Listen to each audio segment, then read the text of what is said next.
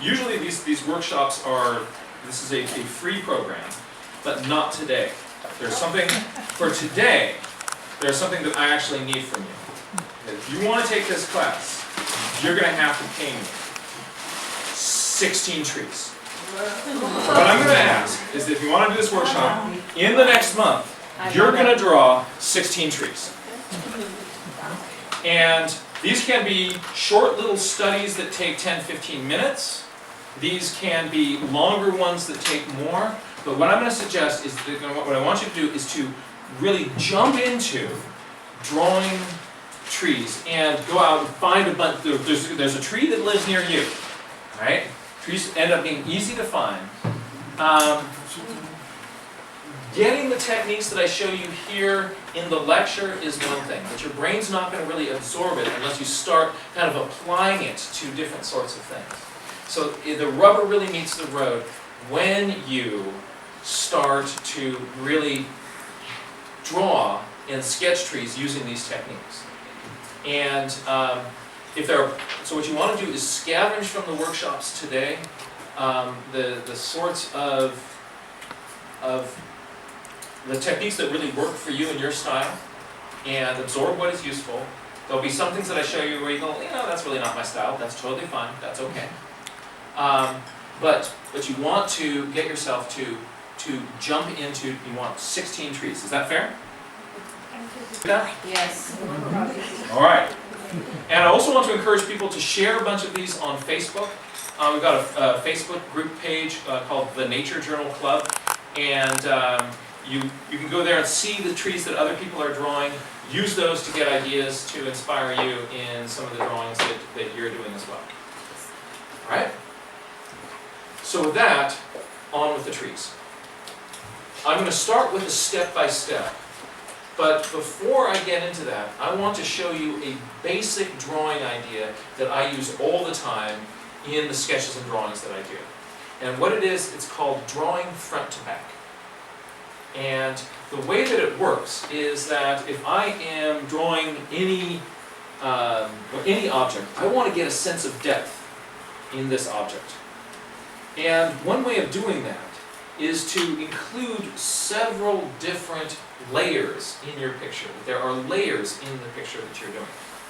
And one way of showing that depth is if elements in these layers overlap each other, that gives you a sense of depth. And overlap is a very, very useful depth technique for drawing trees. So to do this, let's say you've got some complex structure. There's the trunk of this tree with all these crazy branches going out. You look at this like, how do you start? In drawing a complex overlapping subject, what you want to do is find those parts of this tree that are the closest to you and draw those first. And then the next layer behind those and the next layer behind those. And what you're going to be doing is, for instance, if you were to draw me with my arms crossed, if you draw this arm first, it's easy to figure out on drawing this arm where to stop drawing. But if you're trying to draw them both at the same time, or you do this one first, you're either erasing a bunch of stuff, it gets really confusing. So with this tree, what I do is I start with those parts of the tree that are the closest to me first. So I imagine I've got a giant sheet of glass and I'm moving it towards this tree, and it hits certain branches first. That's the part that I draw first. And then I push this plane back into the tree, and I bump into the next level of branches, and these ones are overlapped by these front branches. And so what I'm doing is I am just putting them in behind this first branch. Because I already have these drawn, I know where to stop drawing on this second level. Hey, it's good to see you guys. Yeah. Welcome. Welcome to our sauna. This is sketching, and we're kind of have this sauna effect. So come on in. It's really good to see you folks. We have, it is a scramble for space. Oh, we've got a chair for you here, if you want. There we go. John, could we put those boxes underneath up there someplace? Oh, yeah. So we could sit there? That's a great idea. So we'll just shuffle some of these boxes some more. Pass it up the line. It's Please. It's Great, that's a very good idea. Tim, this is. Good, so we've got, There's another chair here. got a seat here, a seat there. Right. So what I'm doing is I'm showing people that something I commonly do in my drawings is I start with those parts that are the closest to me, and then I am dropping in behind those the next layer of things back. So I'm drawing, when I'm drawing, I'm actually physically drawing the things that are in front first, and working front to back. If I want to put more branches behind these, there they go. So in getting your overlap to work, this drawing front to back works. The other thing that's really powerful about it, I'm going to back up here, is that I'm actually drawing differently as I'm putting these different layers in. So I start with, on these ones that are close to me, I'm actually pressing harder with my pencil. Or if I'm using pen, I'm using a thicker line.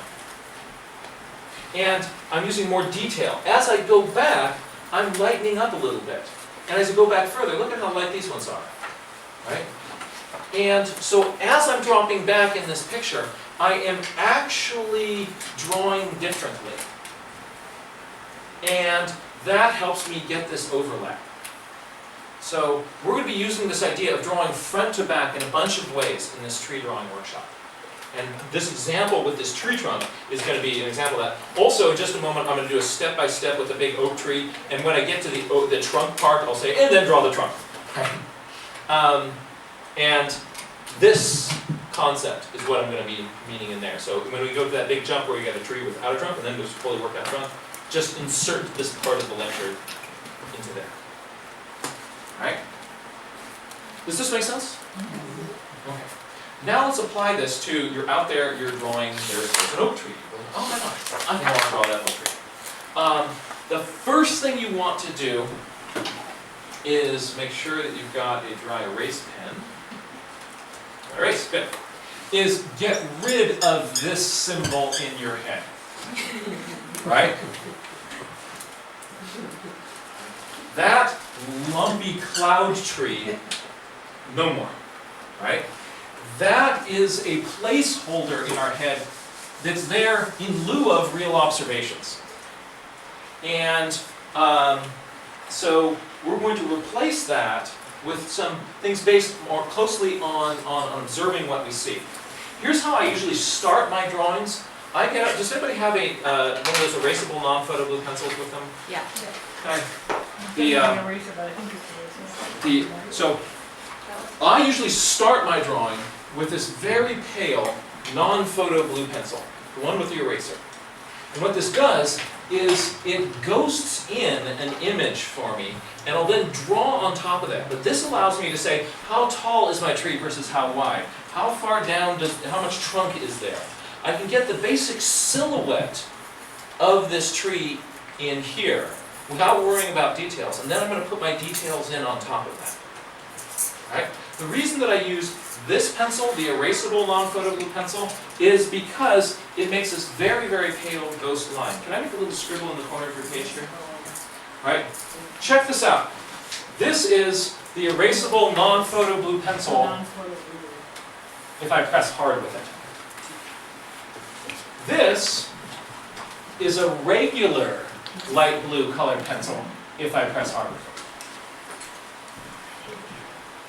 Right? So this is great for making your sky blue, but not good for blocking in this initial ghost drawing.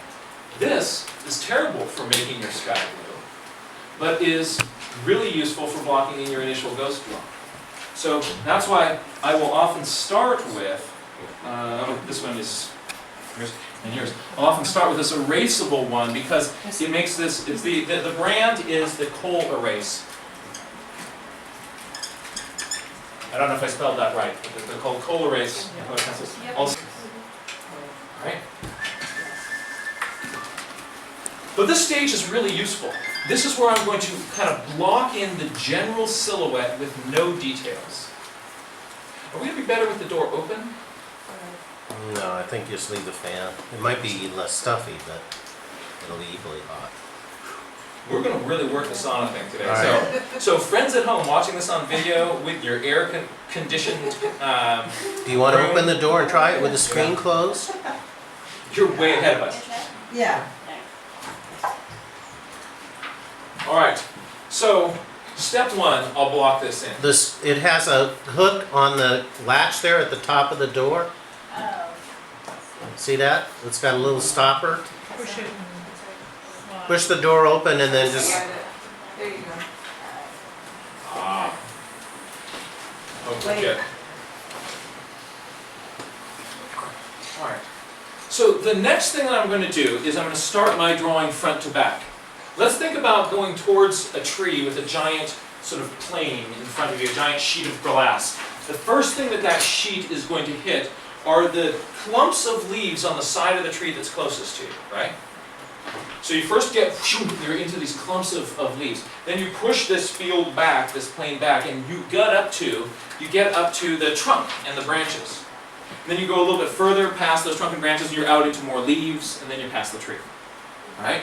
That's actually how we're going to break down this drawing. We're going to do it in 3 planes. The leaves that are in front, the trunk and the branches, the leaves that are in the back. And by stacking these 3 together, this drawing is going to, from just alone doing that, you'll get a sense of depth in this drawing. So let's take a look at what this is. I'm going to start by putting leaves, the leaves that are on the side of the tree close to me here. Notice that these aren't the cloud marks, but what I want to do is train myself to make a little dancing squiggle that is consistently inconsistent. Consistently inconsistent. I don't want to have a regular symmetry to what I do. I want to get away from the cloud puffs. Right? Sometimes sharp, sometimes rounded, sometimes skipping, sometimes dancing. But if you can kind of train yourself to make this irregular jiggle, right? This does a good job at suggesting leafiness. It's fast, and I think is a useful kind of lead-in and approach to doing something like this. Notice also that these clumps of leaves here are different sizes. So I've got a small one here. This one's a little bit bigger. This one's a little bit bigger than that. This is even bigger than that. This is even bigger than that. Then this and then this. So I don't have my clumps of leaves looking this way.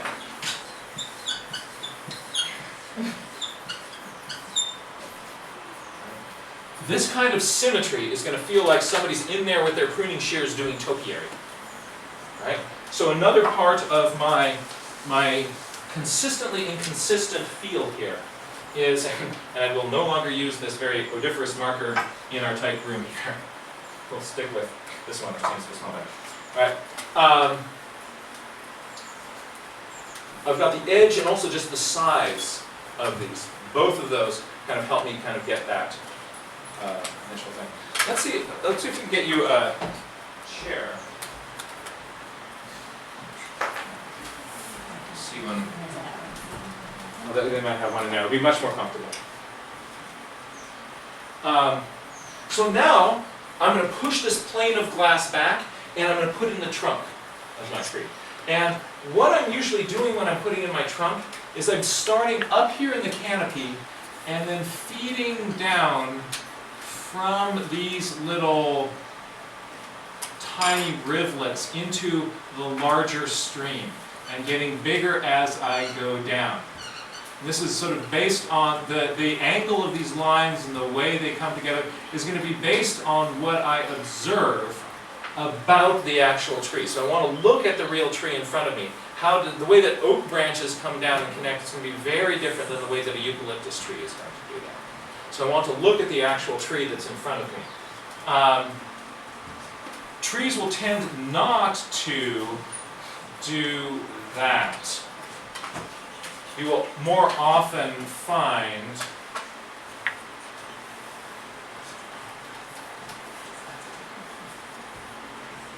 that these sort of triple junctions, you find that much less often. But I'll often sort of work my way down. If I start with my trunk and then go smaller, and then go smaller up like that towards the canopy. Then, very often I'm up here and I'm still too thick with my trunk. So this is a good way of kind of getting the sizes of my branches to work for me, kind of starting up and flowing them down. Because I have this non-photo blue pencil sketch in here, I know basically where these things are going to be connecting in and working together.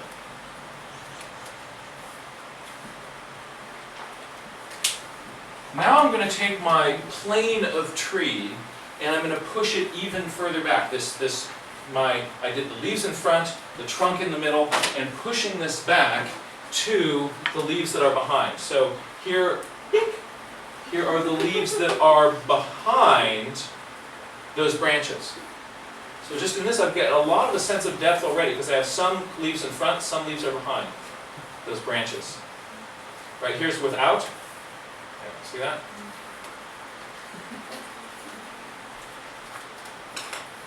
And I'm putting those in behind those lines. I'm often using a lighter line and drawing these ones back here, a little bit less detail. Less leafy, munchy will help them also sort of set back further in the tree. You're going to see less detail the further you get away. Now, I'm going to carve a few holes. If there are holes up in the foliage here, I'm going to look for little windows through here. If I do see windows up here, I'm going to carve a few windows through my canopy where I can see through to the sky on the other side. And those may be back here behind these branches, or they may be up here in this close foliage. I put in those windows, and again I'm going to try to avoid windows all sort of symmetrically sized. Consistently inconsistent in the size and the shape of these sorts of elements. So, show me again where you carve it. I'm going to get rid of them. So there's a small one here, medium-sized one. There's also a bigger one back here behind those branches. Now it looks like you put those in pretty dark. Yeah.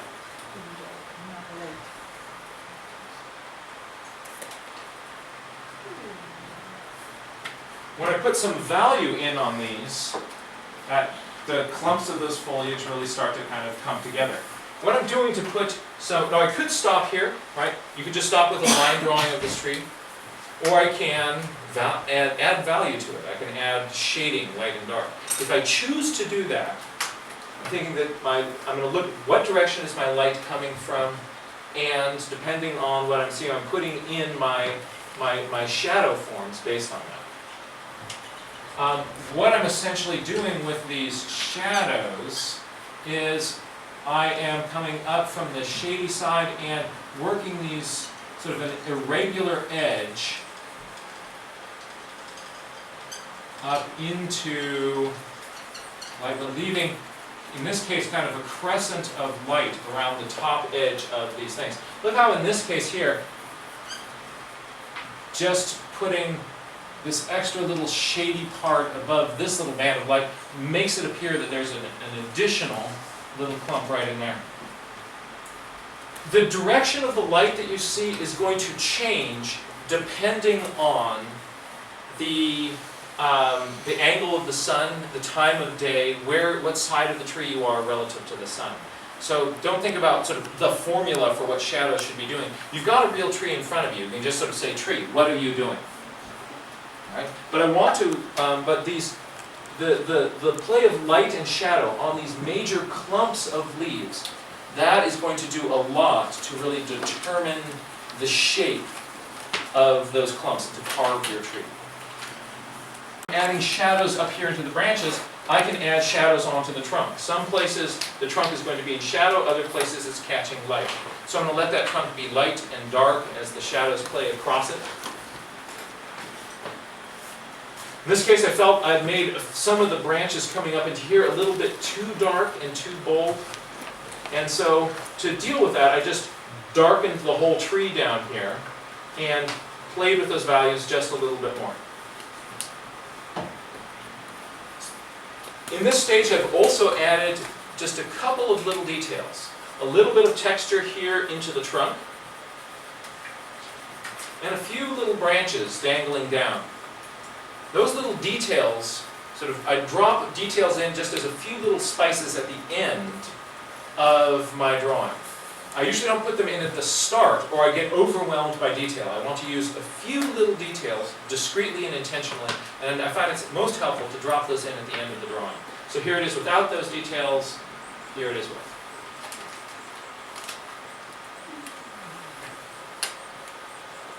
By adding some of the ground plane of the picture here, it anchors the tree into the ground, rather than having this floating lollipop somewhere in space. Speaking of lollipop trees, I should comment that this shape of tree is typically what you're going to see in cities and urban parks. People who live in cities are used to this as a common tree shape. This sort of feels right, like what a tree ought to look like. Trees out of nature, they don't do that. This is a tree that is designed to make it difficult for kids to climb. And what all the people do who are doing kind of urban planning and sort of the park managers, they cut off all the lower limbs of the trees so you can't climb up them.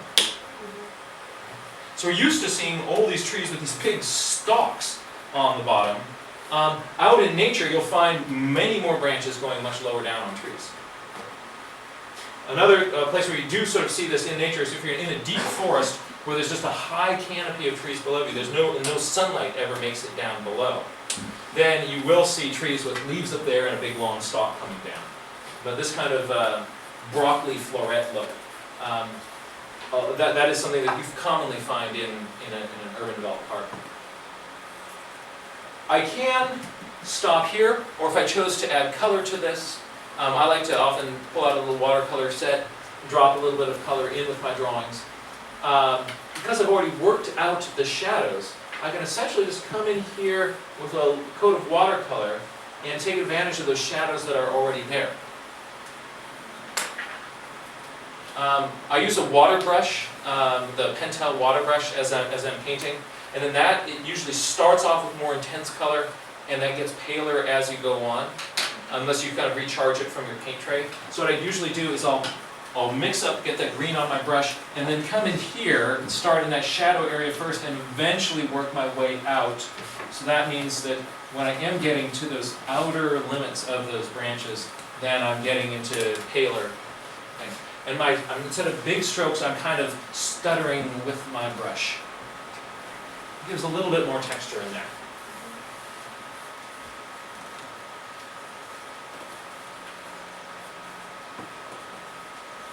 A little bit of darkness next to the trunk of that tree really helps the white of that trunk pop out. So depending on the tree that you're doing, so don't think of this as a formula for drawing this tree, but think of this as a useful toolkit for drawing any tree that you are looking at. This one was drawn the same way. I started with a few clumps that were close to me, then put in the trunk, then put in the stuff behind those, and built the same tree front to back. Does anybody have, at this point, any initial questions about, at this sort of a distance, my approach or thoughts about drawing these broadleaf trees?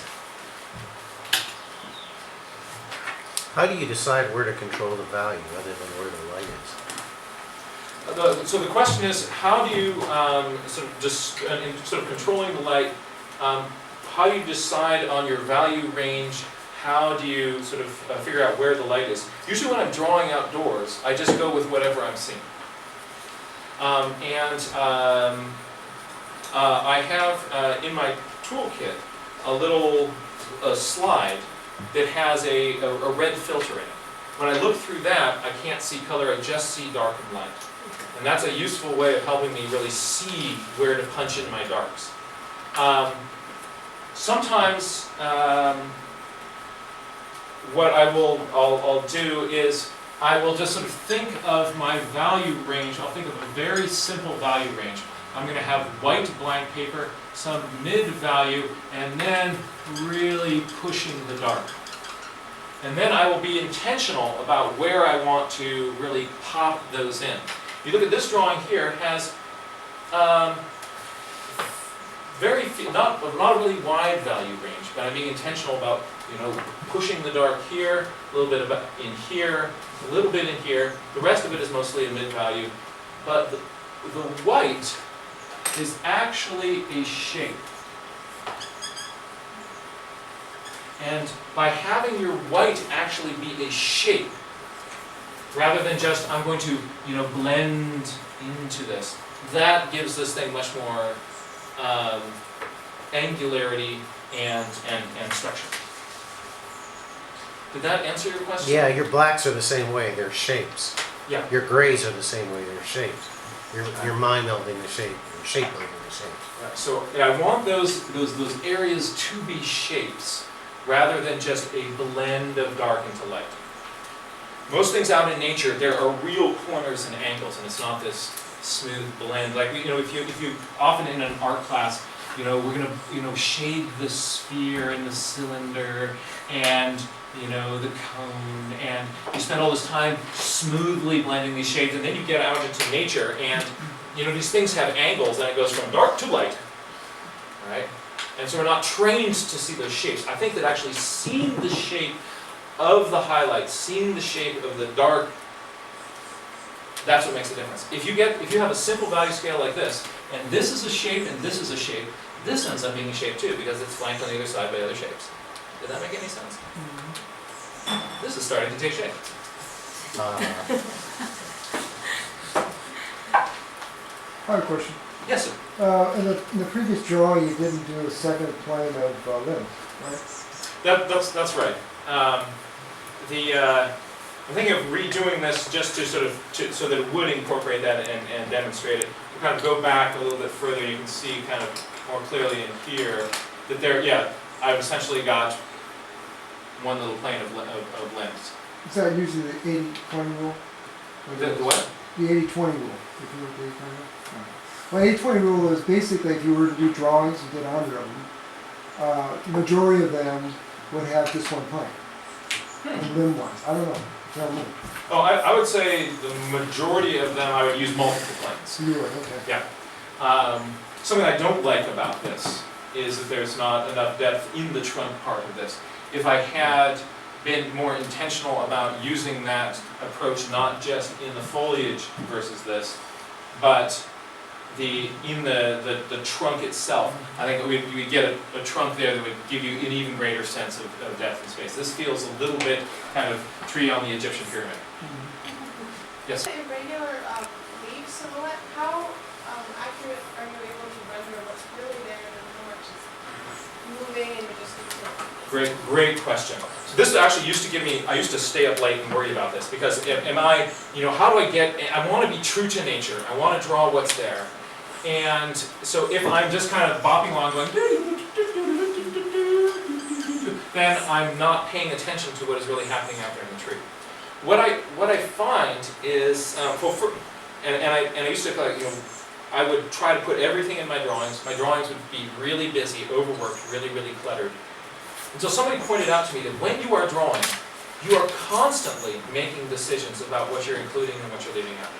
It's impossible to put everything in, even with a gazillion megapixel camera. Right? And so I'm choosing what to leave out. If I can get something that, if I'm following the general shape of the masses of this, and can do that kind of quickly enough, if I'm actually out there trying to follow the edge of every leaf that I see, I'm going to get lost in irrelevant detail. But I can get something that feels leafy and is true to the overall shape of the tree. That's sort of where my strike zone is. For a tree at this distance. Yes, sir? What would happen if you took and did your shapes of your dark shapes like that, and then did your light shapes in the middle of it? You know what I'm saying by that? As opposed to just trying to copy clumps. So that way, because you're ending up your final drawing with dark, light, and middle ground. So why not just do clumps?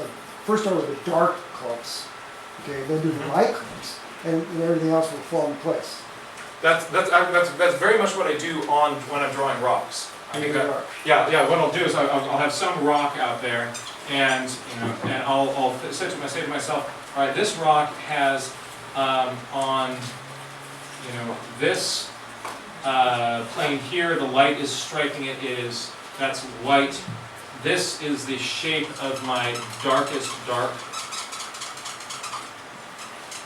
And then this then is by default the shape of that intermediate value, and it carves these rocks.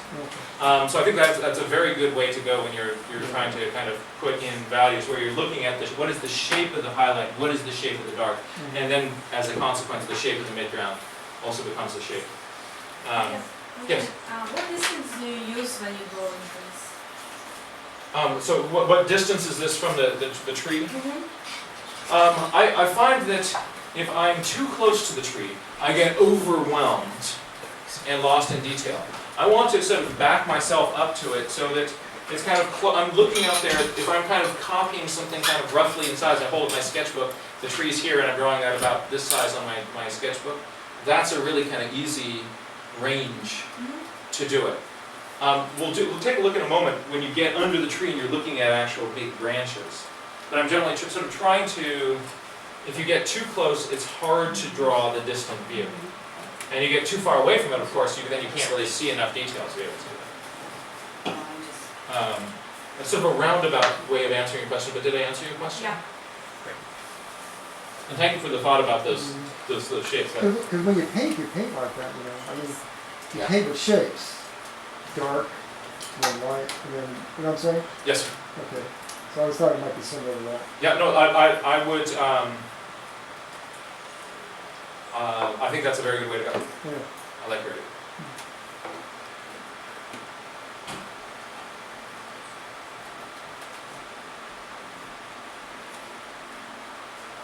And then the coniferous trees. So, a technique of making like leaf clumps will that work for most most of the will work for all trees, or besides coniferous trees, or are there other trees? So there's no one-size-fits-all approach.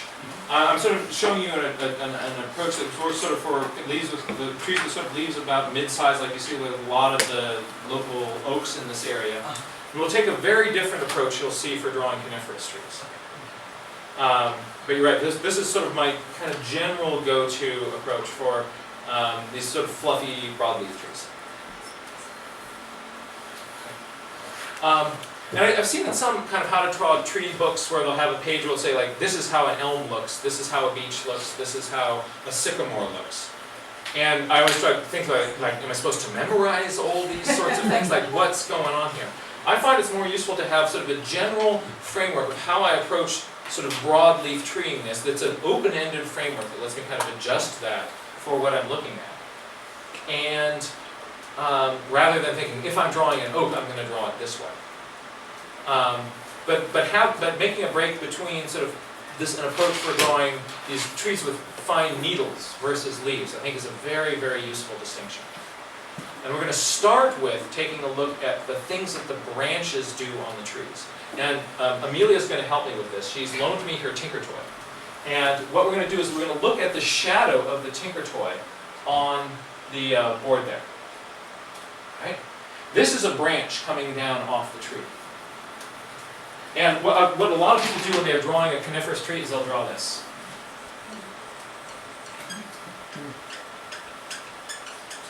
And you've essentially got the branches that are going out to the sides. But not all these ones that are coming towards you. So you trimmed those branches off. So what's going on with those branches that are coming towards you? Turns out that this is a really kind of critical part from getting to this to a drawing of the tree that you're really looking at. So here we go. This is a branch that is coming down off the tree. Take a look at the angle here on the board between the trunk and the branch as the branch starts to turn towards you.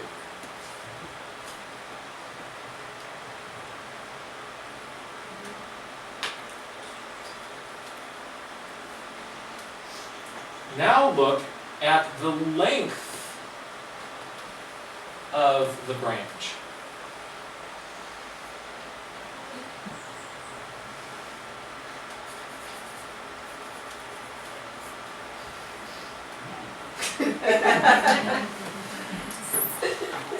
A branch that is pointing towards you is going to be foreshortened so that it is shorter.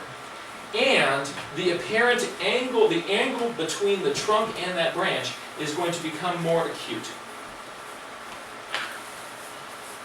So if these are this is one big branch out here. Okay. If you were to take that and spin it towards you, you would see it go through all of those. Does that make sense? All right. So again, with the Amelia toy here, That assumes the bottom of the branch is above eye level. that assumes the bottom of the branch is above. Okay. Now, what I'm going to do is take this branch, this big one, and I'm going to put it several places down here. And I'm going to take these other lengths and I'm just going to put them all over down the side of this tree. And look at the way they cross over each other. Especially the short ones are going to cross down across a lot of these other ones. Because they're at different angles, they're going to cross and overlap, even though they're all coming out at exactly the same angle.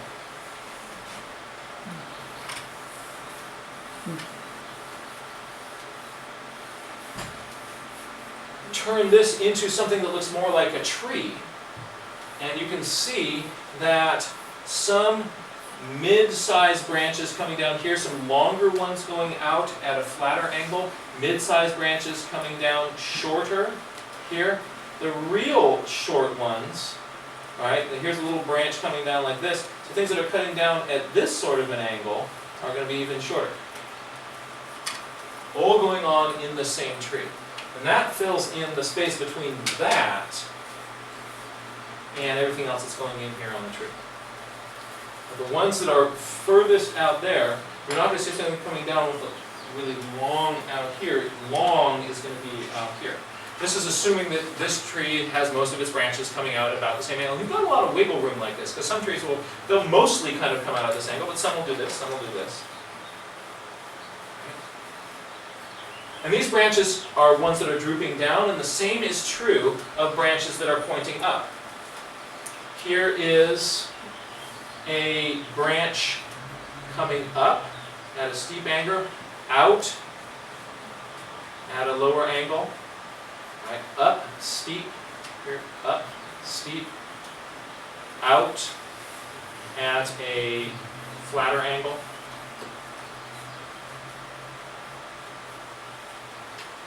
Once you see this going on trees, you're gonna see this everywhere. You're gonna see this everywhere.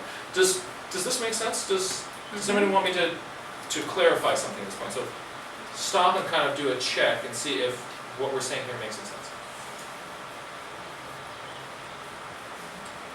So the way I'm going to draw these actual branches of these conifers at this distance, I've noticed I'm doing a really different sort of a thing, right? No jiggly, squiggly line. I've got scribbles. I've got scribbles that represent this conifer branch, but the tip of the scribble, I slow down there, and I make something that looks more like the tip of a pine or a fir. So I can go scribble, scribble, scribble, scribble, scribble, careful. This is where people are going to look. They're going to look here, and they're going to look right there on the top of your tree.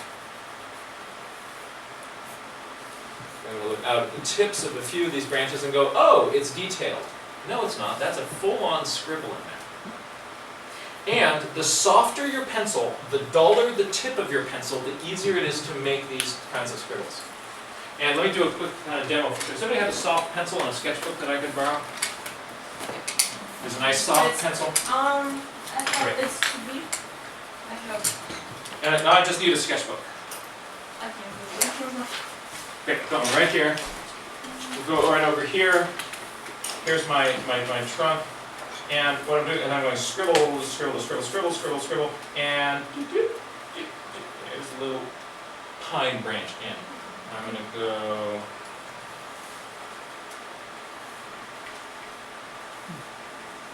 Scribble, scribble, scribble, scribble.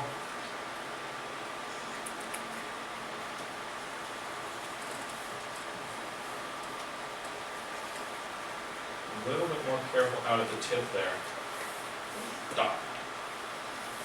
What do you mean by careful? I'm just gonna, that pine tree that's out there, we're really actually looking at it. Well, these are some things that's nice to have in your quiver to get that shape out quickly.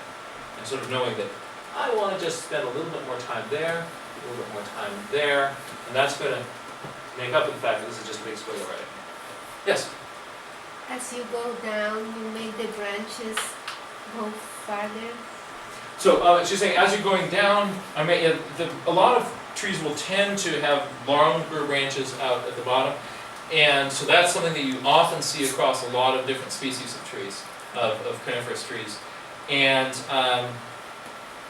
the most important thing would be to actually just look at the real tree that you have in front of you and see what it's doing. So let's look at a step-by-step with this. Here I am starting, this is what my non-photo blue pencil diagram might look like. There's no detail here, but I'm basically getting, my tree has 2 points to it, split trunk. It's about this wide, it's relative to how tall it is. And by bounding it in this way early on, I am going to get something that is, my tree will then fit in this space. I don't want to later on get so into detail that I lose the overall silhouette of this tree. A lot of good botanists, they see a distant pine on some hillside and they'll say, oh, it's a Jeffrey up there. How do they know it's a Jeffrey? They're picking up kind of gestalt feelings of the proportions of this tree seen at a distance. So that's a useful thing to initially frame and constrain your tree. And now we're going to do this front to back thing again with this coniferous tree. But this is really, really fun. I'm really excited about this next little detail. Think about a pine branch that's coming down like this. Here's my branch, or a fir branch. I'm a Douglas fir. My branch is sweeping down here. What happens is the tip of it tends to kind of cup up and curl up. The end little branches where it's growing and alive tend to point up. This is called positive phototaxis. All right, so I'm going up towards the sun. You've seen a house plant lean towards the sun.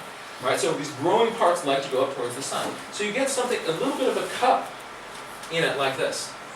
So if you're cupped like this, now what I'm going to do is take that and turn it toward you.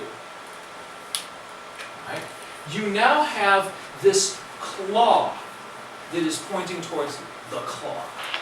Right? So this is a big deal, right? What does this branch do when it's coming down towards you? You're going to see on the branch that's coming right at you, you're faced with just the claw end of it. And it doesn't feel like the way a branch ought to be looking. You see the end of the claw. We're used to thinking of what it does over here. Towards you, it's the claw. So what I do is I will look at, oh, first, can I see the claw here? If so, okay, I know how to approach this. Here it is. I've drawn the claws that are on the side in the middle of the tree that are closest to me. You're not going to see claws coming towards you on the outsides of the tree. That's where they will come out here. But in this middle part of the tree here, that's where you're going to see the claw coming towards you. The branch, when it gets out here, you don't see the claw. Just a full swoop out. So here is the claw. Right? So this is a branch that's coming down and again, consistently inconsistent in size and shape here. Now, I'm going to put I'm going to go further back in this plane. Behind the claw, I get to the trunk of the tree. And I don't have to worry about what's going on here on the top. I'm just going to get these sort of major trunk of the tree. Parts of this trunk later on are going to be left white, parts will be in shadow, but for right now I want to keep track of where my trunk is with these bounding lines here. And then I'm going to bring in my Douglas fir squiggles. All right, again, blah, blah, blah, blah, blah, careful tip, careful tip. And what I'm primarily going to do is kind of get the silhouette of this tree with these branches coming in. I know I've got some here, some here, some here, some here, and some out here. Really, for my fast sketching, I'm going to focus on these and these. And the person who's looking at it, their brain will fill in everything else. You'll see. Right? So I'm just going to look at what is the shape of the silhouette here, and I'm going to draw these in with my little coniferous squiggles. So I'm leaving the place where the claw is white.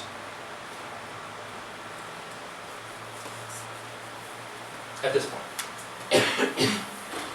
My tree is starting to take shape. See, this is just squiggle, squiggle, squiggle, careful tip. Squiggle, squiggle, squiggle, careful tips.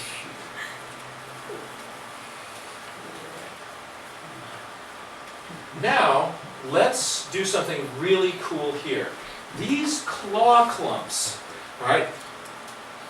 Because they're out at the tips of the tree, sunlight is hitting them out here. Right? As you go in on it, on each claw clump, closer towards the interior of it, there's more shade. And that's where the branches are. So you get these kind of rims of kind of frosted light around the edges of the claw that you're looking out on. And so to get that, you're thinking this sounds like a nightmare to draw. Wait, check this out. All I'm going to do is I'm going to take my pencil and I'm going to carefully kind of squiggle lines up into the center of these little areas here.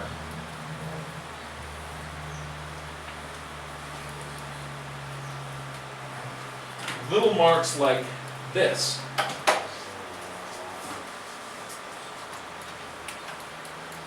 Being careful to leave a little rim of light around the edge of the outside of each of these claw fingers. And what do we get? Something like that.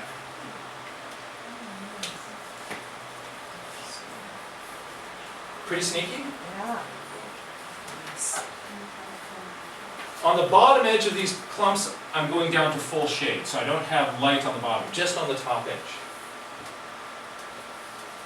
So here's without and with.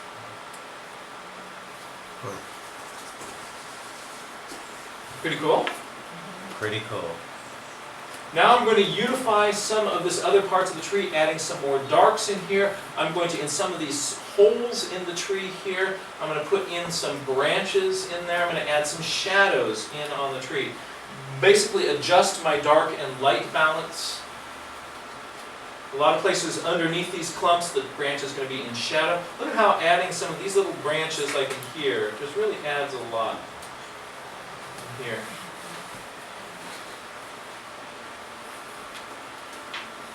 Another thing I'm doing is I'm coming around the top edge of these claw clumps and darkening it on the outside of the clump to get a little bit more contrast between this little pale edge. I want these to stand out more. How can I do that? I can darken the outside part, what it's up against. So you'll see on a bunch of these, so they stand out more. Here, I darken this here and darken these edges here, and that pops out at you. Again, easier to do with a broad, softer pencil. So when I'm doing this, I'm using, in this case, this is a mechanical pencil with 0.7 millimeter lead, and I use a 2B lead in it. I like mechanical pencils just because they don't get too dull on me out there. When I'm doing something like this, and I want to make these broad lines, I like that broader 0.7 millimeter lead.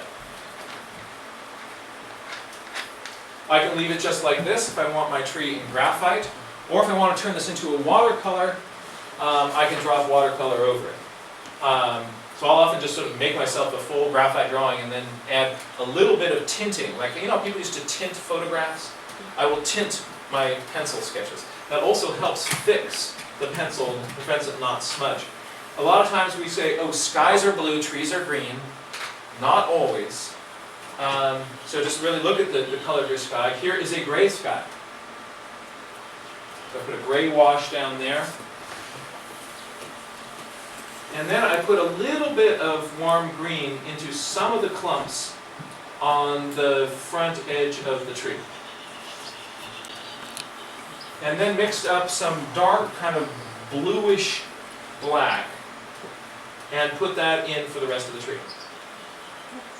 So there's just a little hint of green, but we see this as being a green tree. So you don't have to make your tree green. A little bit of warm brown in the foreground, completes my drawing.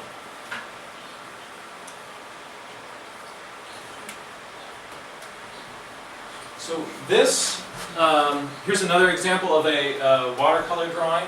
Notice that I'm also using claws here. See right here? This is the claw that goes right in here.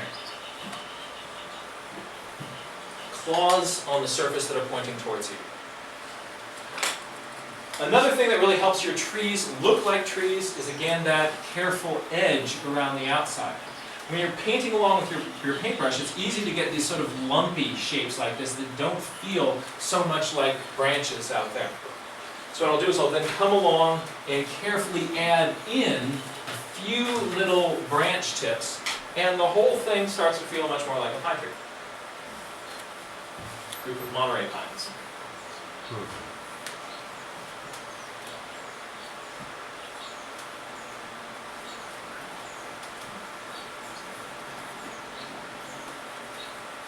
So that's a series of thoughts on drawing trees, both the broadleaf trees and these coniferous trees. You'll see a lot of the same sort of principles happening on that on both of those trees. They're doing that front to back in both of them. Does anybody have any questions at this point? Or thoughts or observations? Yes? When you have the branches connected with claws, is it almost always towards the center of the tree? Yeah, because towards the center, here's where you're going to see, watch my hand. Here you see the claw, and out here you start seeing the profile of my hand. So you only are going to see the claw in the center part of the tree. Absolutely right.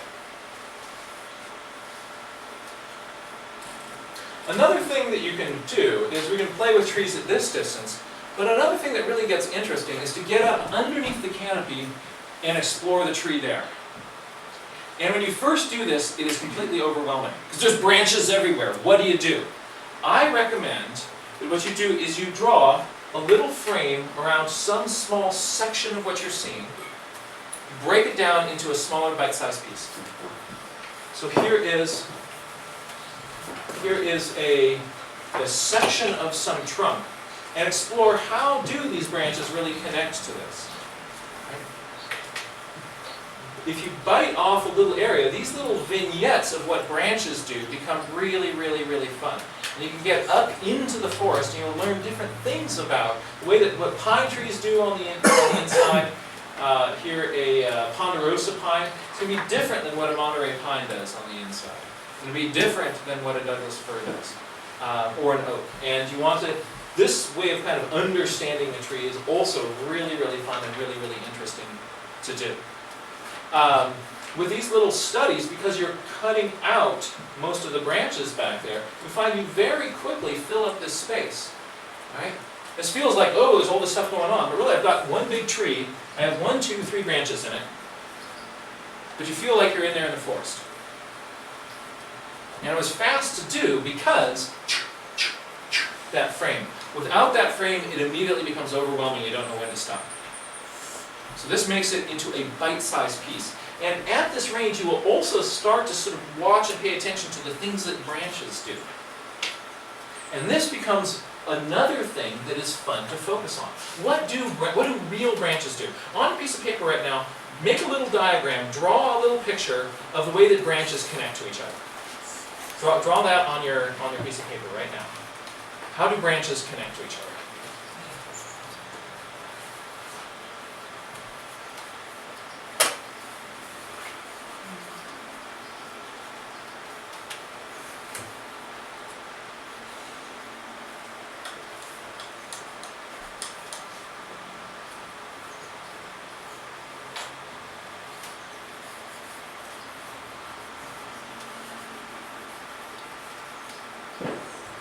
The reason that we're doing this exercise is because whatever you just drew on the page is probably going to be your #1 enemy.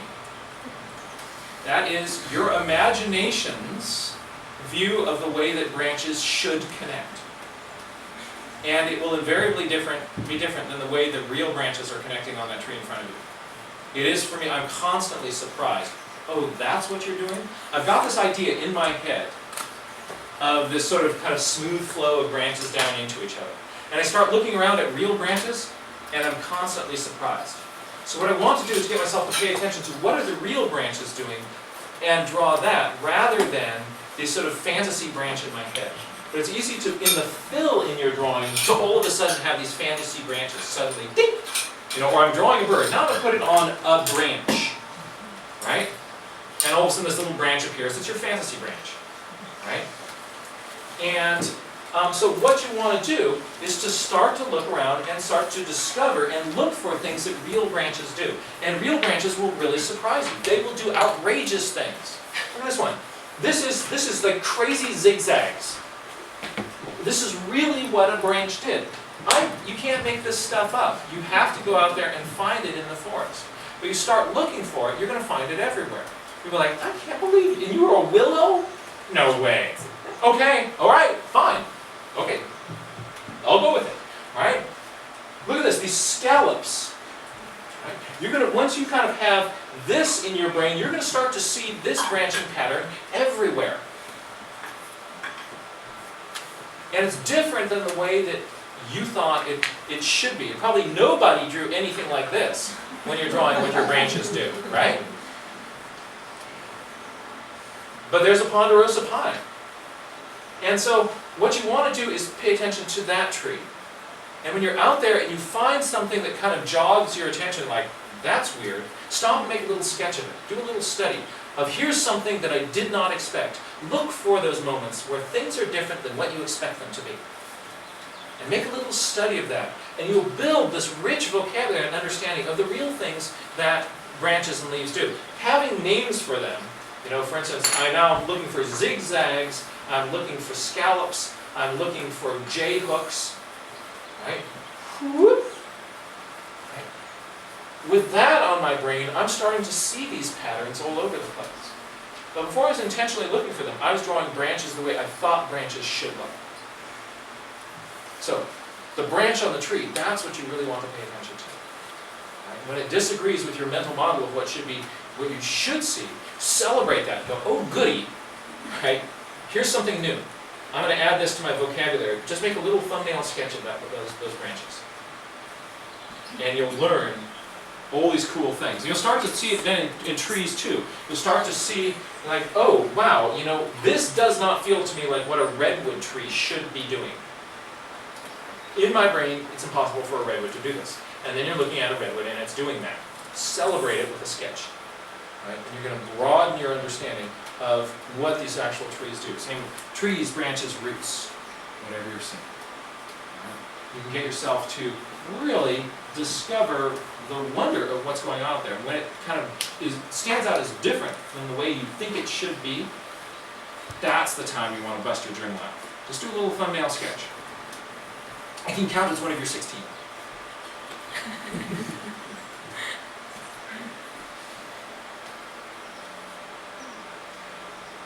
When you're in there under the trees, something that is very useful is to start to envision these branches as cylinders.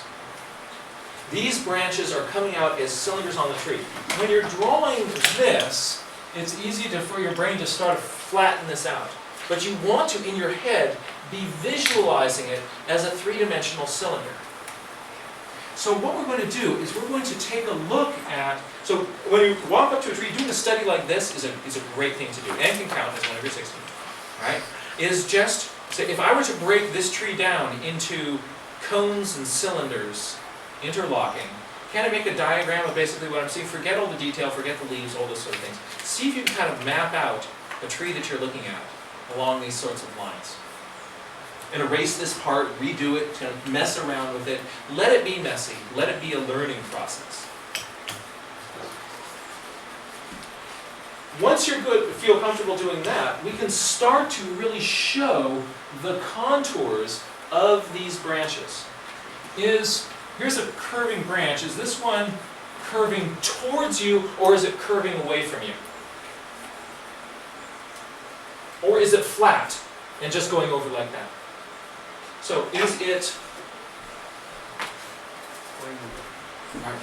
it doing this? Is it doing this? Or is it just doing that? There's no clue in what we see that tells you that. But if we start to add contour lines over these shapes, you can tell the story of which way things are moving. And this becomes really, really fun. So you're going to have to bear with me for a second here. But actually, here's first a warning. Right? If at this point your brain is saying, well, that was really cool, I think I'm kind of maxed out here, got what I came for, that's good, right? In this next part of this lecture, just sit back and coast and relax and don't stress about it. But if you feel like, okay, yeah, I'm good with this so far, we're going to step it up a notch, right? We are going to get into some really interesting geometry of what contour lines actually do on trees. And if you're ready for this, this will pop your branches off the page. Right? But if you're feeling overwhelmed, just sort of consider this the first introduction to it. I'll also put up some blog posts with a lot of these same pictures and stuff in it. You can check it out later when you do feel ready for it. But don't feel overwhelmed if this sort of feels like too much too fast. Okay, buckle in, because this is gonna come at you. All right? Here are two kind of theoretical garbage cans, right? Or oil drums. All I've done is taken this one and flipped it over upside down here. But this one feels like you're looking down on it. This one feels like you're looking up on it. And the reason is these little arches around here, and being able to see that surface there, are going to suggest to you that in order to see that, this thing has to be going away from you. These are contour lines. And lines that go around an object are going to be really, really useful for us to define shapes and of branches on trees. So here's the sort of simplest way to do it. Kind of, I can make something suggest like it's coming towards me or going away from me, just by putting some lines like that. But it's going to get a little bit more interesting when we start to kind of take into account a little bit of our real perspective on looking at things. If I look at a stack of plates, the one that is right at my eye level, I'm going to look edge on, and I'm going to see it as just a flat edge of the plate there in front of me. As I look up at them, right, I am looking up at the undersides of plates, and the further up in that stack I go, the more of the round underside of that plate I see. Similarly, as I start to look down, I start to say, oh, I can see the top of the plate. Yeah, I can really see the top of the plate here. Right? So as I come closer to my center line, these are tighter ellipses, and they're getting flatter. As I look up, I'm seeing the underside of the plate. As I look down, I'm seeing the top of the plate. But this also means that the edge that is closest to me makes these parentheses that are getting more curved as I go away from that center line. So the quick diagram of what I've got here is this.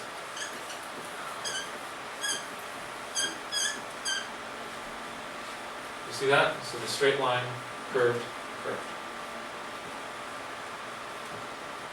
Does that make sense? Okay. Because now what I'm going to do is I'm going to take this. My slinky. There's my slinky. I'm going to take this and wrap it into a donut. Right? And if you can understand the donut, you will be ready for the oak tree. So here's what it does on the donut. Right? Here, with this top view, you see what's going on? We've got these lines that are all pointing in towards the center of the donut. Does that make sense so far? Yeah. If I cut that in half, it's here, here's the other half. So I've just sliced that donut in half. Are we good there? Now what I'm going to do is I'm going to take this half. Oh, by the way, just kind of close your eyes for a second and listen. Doesn't that take you back to your childhood? And just makes me happy. Anyway, so here is our hemi-donut, and what I'm going to do is I'm going to turn it towards you this way. So I'm taking the donut and turning it towards you this way. So I'm looking at the side that is curving towards you, right here. And look at what happens. See how these lines are, the further they go out, the further they get apart. So these lines are spreading out along the edges of this donut.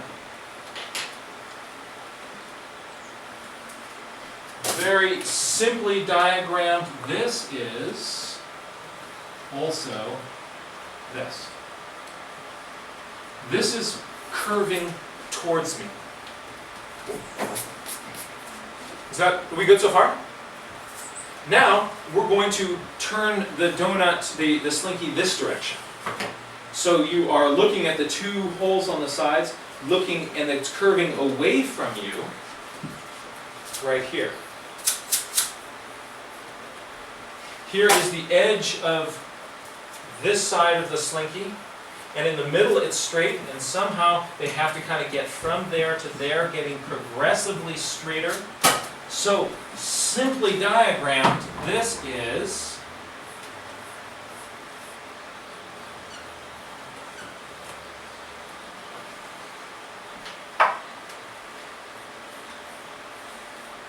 the skinny brackets, the wide brackets.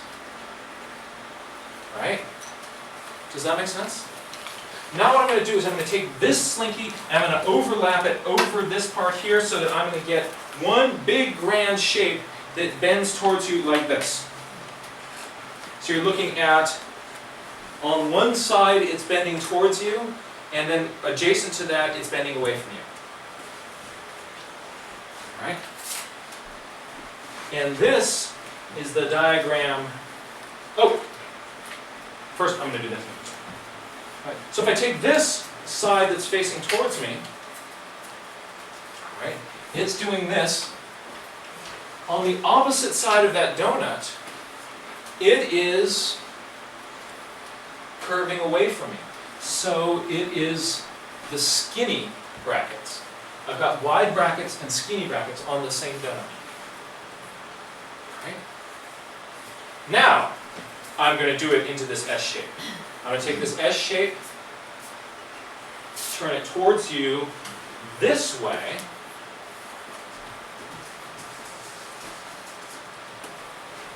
take a moment to look at this and see if you can get this diagram here to make sense to you.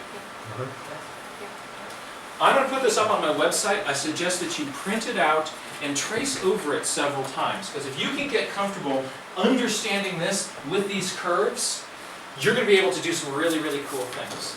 Let's apply this to an oak branch. Look at a place where you know that it is bending towards you. In the middle. Bending towards me, I'm going to expect this. Look at that. What is the place where you know it's bending away from you? Right and left. Right and left. So I've got straight in the middle, I've got things bending this way here, I've got things bending this way here. That is that. That's why this branch appears to bend away from you here and towards you right there. By the directions of those lines, bam, you are bending and curving this branch.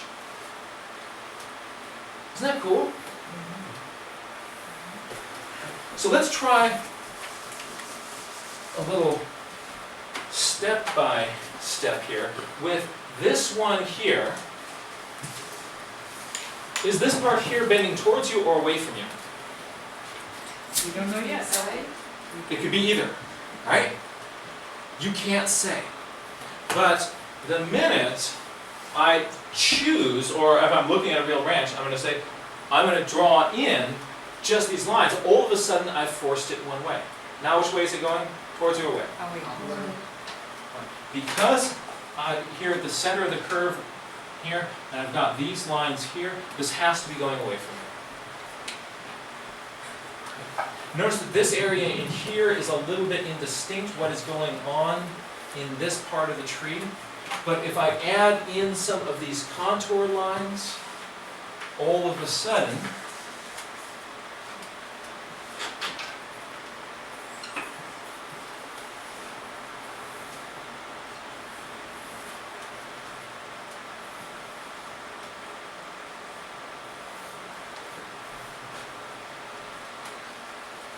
see how this works? So what you can do is you can, anytime you are seeing these little contour lines, or there's wrinkles or marks on your tree, you can use those to sculpt your branch. Another thing that's great, if there happens to be a sapsucker in the area, sapsuckers like to make a series of parallel holes, and they will make terrific little indicators, right? Of, you know, if there's a sapsucker comes along here, it's going to go like, right? Oh, they're great for showing the curves of these branches. So, isn't that neat? I think this for me, so before I started really kind of diving into this, maybe a little bit of this was on my radar. But having it in sort of these two parenthesis formula, bam, it becomes really, really simple and doable. So check this out. First we'll look at what the little contour lines are doing. Making them come towards you or away from you. Another thing that you can have in your repertoire is then to adding to that, what do the shadows do? Shadows do some really interesting things when a shadow cuts across a round object. It doesn't often curve in the way we expect it to. Often it'll kind of come out flat and then swoop down when it gets to the sort of steep edge of our circle. And Ashok, so what's going on there with sine waves? Well, the projection is a sine. It's a sine. It's a sine function, so it's a sine wave, right? So it's steep at the one edge of the sine wave and shallow at the top of the sine wave. I've got this really cool journal page where Ashok, who's standing next to me, he's like drawing out the sine waves and explaining this to me. He made this wonderful kind of mathematical explanation of what was going on there. You don't have to calculate anything though. All you have to do is look at the tree that's in front of you and kind of like, oh, and swoop, right? Because you're expecting it to do this. You know that they can do this. This is just me taking in my backyard, put up a big red blanket and got a couple of rolled up pieces of white paper and played with the shadows on them. Look at all the things you can make them do. Right? It's different than what you think they ought to do. So look at what the real shadows do, and they will help carve these shapes for you as well. You have those together with the curved lines, and you can have a ton of fun. So remember this branch? Came out nice. Came out very nice. Unbelievable.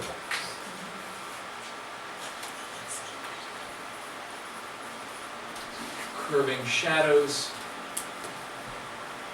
So you can play up close with one branch. Walk through the forest now and look for branches. With this on your radar, looking at trees becomes so much more fun. To be able to walk along like, oh my, that is a cool branch.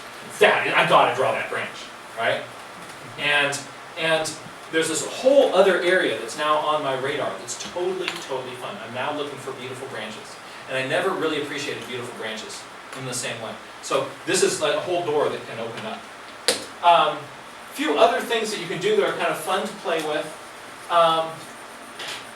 To make branches show up, pop out, very often where they curve, you will get a shadow right in these places where they will bend. Right? Sometimes the shadow itself, if we twisted this branch, we could actually probably get this more straight. And you just have a shadow all of a sudden in one part. Those shadows can also help indicate. You often will find differences in shadows where there are bends and curves in your branch. But in drawing that on my page, I'm doing something kind of interesting here that you might not pick out unless I specifically point this out. Look, I've got a white branch here, and then it gets dark, and then it gets white. But look at what is happening with the background. Inverted, exactly right. I'm going white against dark, and dark against white. White against dark, and dark against white. If you want a branch to show up, contrast. In the same tree, you have some of your branches be white against dark, and some dark against light. And look at this branch. It starts off in the dark and it's white. Then it goes over this pale area and it gets dark. Then it goes over this branch. This branch then gets white. Right? And when you kind of look at this, that's an interesting coincidence. It was actually intentional because I wanted that branch to pop out. And if I had it the same value all the way through, it would get lost. So you can play with these ideas and have a lot of fun with these light against dark and dark against light. Another thing that you can do is in the texture of the bark, you can have a lot of fun sort of playing with sort of areas of emphasis in these. Often when we're initially sort of thinking, oh, the shapes are those little guys there, those little pieces of bark. Another way of visualizing it is that the real things are, what are the shapes of the cracks between them? And you start to focus on that as the real shape. And it really helps you kind of play with those cracks in a very, very different and dynamic way. Where you'll see that some of them will really hook up and line up. Others are, so you can play with what is the foreground, what is the background, with where you're sketching things like that.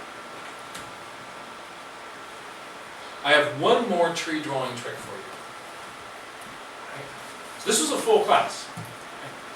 Okay. But if you're still up for it, I have one more tree drawing trick. And this is, what do you do when, if the tree doesn't have these cracks going across horizontally, what do you do with trees with big vertical cracks? How do you handle big vertical cracks? Looking at this column here, what is a pattern that emerges to you in what the cracks are doing? Yes, sir? In the middle, they are taller, and towards the edge, they can be shorter and closer to each other. All right. So we've got taller here, and he's noticing that they are much more close together out here. Wider here, closer together there. This ends up being a big deal. And you can really play this to your advantage when you have vertical cracks. Let me give you an example. Here's my redwood tree. And it's got big furrows, vertical cracks in its bark. I want to get this technique onto here. What am I going to do? Close to the edges, I'm going to put in some closely spaced vertical cracks. Right? Again, being consistently inconsistent. Right? So some are bigger, some are shorter. A few of them have, I'm putting in a little bit of a darker emphasis. You can see that right here, here, a little bit right in there. But closely spaced vertical cracks right along the side. And then you're saying, okay, I know what you're going to do now. You're going to have some big, wide ones in the middle, and then we're kind of intergrade out to smaller ones. But you remember that tree which we do, where we just had the claw that was towards you and the branches out on the side? And your brain somehow sort of filled in that there must be other sort of branches going in there? We can actually do this very same thing here. I don't have to work at a million shades of kind of more closely spaced together, do anything mathematical here. I can have tightly spaced on the sides, some broad ones in the middle, and because trees are just naturally variable, people's brains will fill in the whole thing. So look at this. Tight cracks on the side, a few big ones in the middle.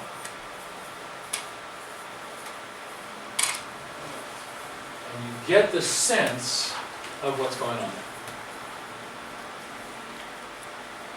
So you don't have to have like a whole bunch of different shades, you can just get some very kind of basic shapes there.